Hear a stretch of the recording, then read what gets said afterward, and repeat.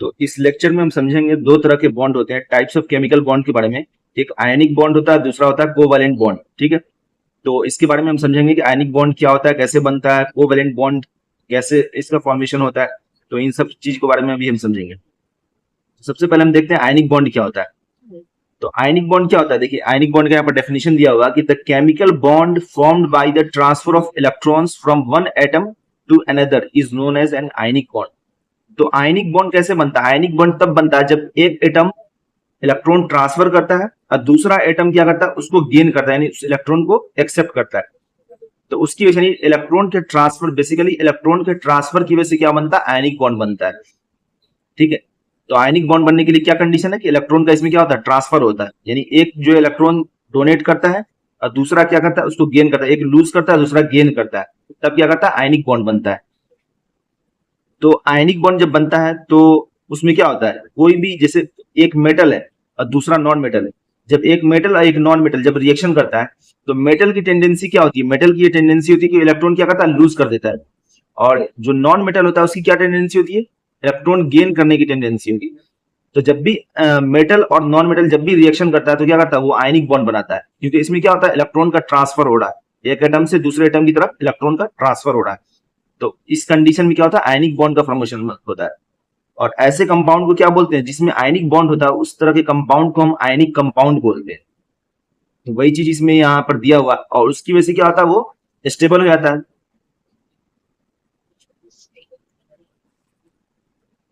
अब इसको आप अच्छे से समझें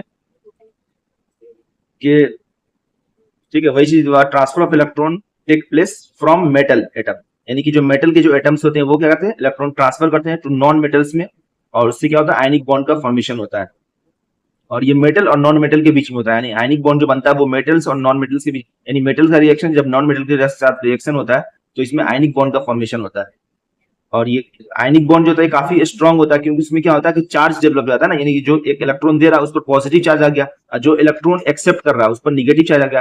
तो पॉजिटिव चार्ज और निगेटिव चार्ज दोनों के बीच में क्या होता है, स्ट्रॉन्ग फोर्स ऑफ अट्रैक्शन हो जाता है, और यही बॉन्ड बनता है, इसी को इससे बॉन्ड बनता है, तो उसको क्या कहते हैं, आयनिक बॉन्ड, क्योंकि आयंस का फॉर्मेशन होता है, एक पॉजिटिव आयन एक निगेटिव आयन हो गया, तो आयंस का फॉर्मेशन हो रहा है, इससे क्या होता है, आयनिक बॉन्ड का फॉर्मेशन होता है।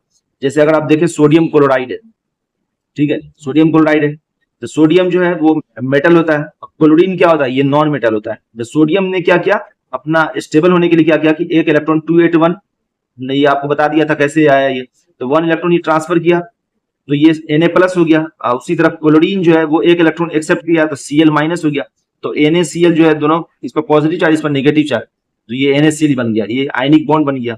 उसी तरह जो भी सॉल्ट आप बहुत सारे सॉल्ट होते हैं, सब में क्या होता है कि आयनिक बॉन्ड का फॉर्मेशन होता है।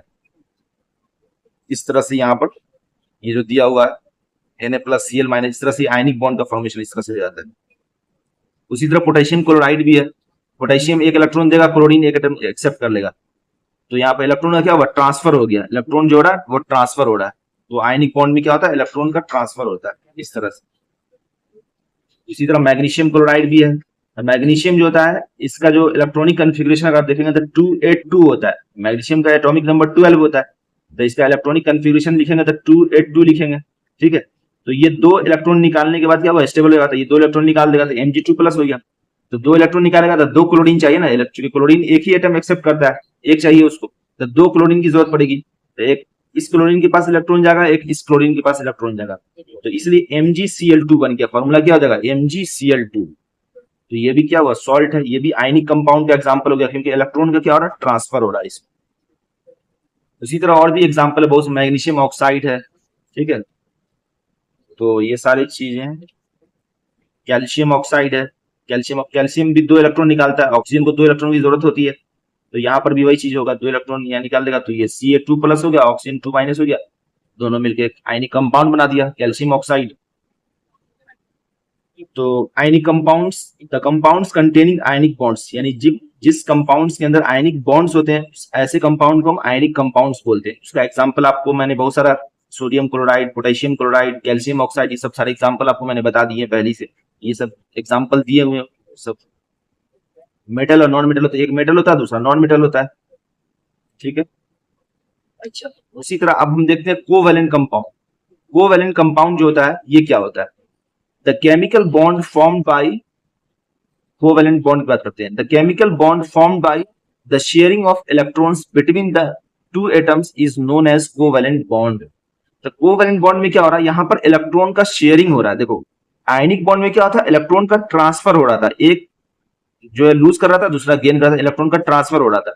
लेकिन कोवेलेंट में क्या होता है, इलेक्ट्रॉन का शेयरिंग होता है, इसमें ट्रांसफर नहीं होता, इसमें शेयरिंग ऑफ इलेक्ट्रॉन्स होता है। जब भी बॉन्ड शेयरिंग ऑफ इलेक्ट्रॉन्स की वजह से बनता है तो उसको हम कोवेलेंट बॉन्ड कहते हैं। अब कोवेलेंट बॉन्ड जो होता है ये किस में होता है, जब नॉन मेटल जब आपस में रिएक्शन करते हैं तो इसमें क्या होता है, दोनों की टेंडेंसी किसी की देने की, यानी कि जो नॉन मेटल है वो इलेक्ट्रॉन डोनेट नहीं करेगा, इलेक्ट्रॉन लूज नहीं करेगा, इसकी तो इलेक्ट्रॉन गेन करने की टेंडेंसी। तो अगर दो नॉन मेटल अगर रिएक्शन करता है तो वहां पर क्या होता है, वहां पर इलेक्ट्रॉन की शेयरिंग होती है। तो जब भी नॉन मेटल आपस में रिएक्शन करता है तो कोवेलेंट बॉन्ड बनता है। ठीक है, और इस तरह से क्या होता है, वो स्टेबल हो जाता है, और एक स्टेबल बॉन्ड बन जाता है। whenever a non-metal combines with another non-metal, यानी एक नॉन मेटल दूसरे नॉन मेटल के साथ कंबाइन करता है तो शेयरिंग ऑफ इलेक्ट्रॉन की शेयरिंग होती है वहां पर, और वहां पर क्या होता है, कोवेलेंट बॉन्ड का फॉर्मेशन होता है। ठीक है, और जैसे अब कोवेलेंट बॉन्ड जो बनता है उसमें तीन तरह के बॉन्ड होते हैं, सिंगल बॉन्ड भी होते हैं, डबल बॉन्ड भी होते हैं और ट्रिपल बॉन्ड भी होते हैं। जब भी कोवेलेंट बॉन्ड बनता है उसमें तीन तरह के होते हैं, सिंगल डबल, आपने देखा होगा जो कुछ कंपाउंड में ट्रिपल बॉन्ड होते हैं, कुछ में डबल होते हैं, कुछ में सिंगल होते हैं। वो सारे क्या होते हैं, कोवेलेंट बॉन्ड्स होते हैं। क्योंकि अगर एक इलेक्ट्रॉन का शेयरिंग होगा, यानी एक इलेक्ट्रॉन इसका और एक इलेक्ट्रॉन इसका, तो सिंगल बॉन्ड बनेगा। अगर एक ये वाला एटम अगर दो इलेक्ट्रॉन शेयर करेगा, ये भी दो कर रहा है, तो दो डबल बॉन्ड बनेगा। अगर ये तीन इलेक्ट्रॉन शेयर कर रहा है, ये भी तीन कर रहा है, तो ट्रिपल बॉन्ड बनता है। तो इस तरह से सिंगल, डबल और ट्रिपल बॉन्ड बनता है। अब उसका आप एग्जाम्पल देख लें, जैसे सिंगल बॉन्ड है, अगर जैसे ये क्लोरीन है, अब क्लोरीन है, ये भी क्लोरीन है, तो दोनों क्या है, दोनों नॉन मेटल है, क्लोरीन भी नॉन मेटल है, ये भी क्लोरीन नॉन मेटल हो गया। अब इसको भी एक इलेक्ट्रॉन चाहिए, इसको भी 287 होता है, इसका 17 होता है, एटॉमिक नंबर 17 होता है, तो इलेक्ट्रॉनिक कंफिग्रेशन लिखेंगे तो 287 हो जाएगा। इसको भी एक इलेक्ट्रॉन चाहिए स्टेबल होने के लिए, इसको भी एक इलेक्ट्रॉन चाहिए स्टेबल। तो ये क्या करेगा, ये 7 इलेक्ट्रॉन, वैलेंस शेल में 7 इलेक्ट्रॉन है, तो एक इलेक्ट्रॉन इसका क्या करेगा, एक इलेक्ट्रॉन इसका क्या शेयर कर लेगा, तो इसको भी 8 हो गया। और ये भी यही चीज करता है, ये भी क्या करेगा, इसका एक इलेक्ट्रॉन शेयर कर लेगा, तो इसको भी 8 हो गया। तो इसका भी काम हो गया, इसका भी काम हो गया, दोनों स्टेबल हो गया ना। तो यहाँ शेयरिंग ऑफ इलेक्ट्रॉन इसी को कहते हैं, यानी कि ये वाला इलेक्ट्रॉन इसका ये वाला इलेक्ट्रॉन दोनों आपस में शेयर कर लेता है। ये शेयर कर लिया तो इससे क्या हो गया, एक बॉन्ड बन गया। यानी एक बॉन्ड जो है इसके अंदर क्या, दो इलेक्ट्रॉन है, दो, एक इलेक्ट्रॉन इसका है, एक इलेक्ट्रॉन इसका है, दोनों शेयर कर लिया। यानी इसका इलेक्ट्रॉन ये भी यूज कर सकता है, इसका इलेक्ट्रॉन ये भी यूज कर सकता है, दोनों का 8-8 कंप्लीट हो गया शेयर करने की वजह से। तो इस तरह से शेयरिंग से क्या होता है, बॉन्ड बन जाता है। ठीक है, उसी तरह यहाँ पर हाइड्रोजन है, हाइड्रोजन भी वही काम कर रहा है। यहाँ पर हाइड्रोजन भी क्या कर रहा है, ये एक इलेक्ट्रॉन था, इसको यानी इसको डुप्लेट बनाना है, इसको स्टेबल होने के लिए डुप्लेट चाहिए, क्योंकि फर्स्ट सेल में क्या होता है, डुप्लेट यानी दो इलेक्ट्रॉन जो था वो स्टेबल होता है, तो इसको डुप्लेट चाहिए, तो इसका क्या करता है, ये शेयर कर लेता है।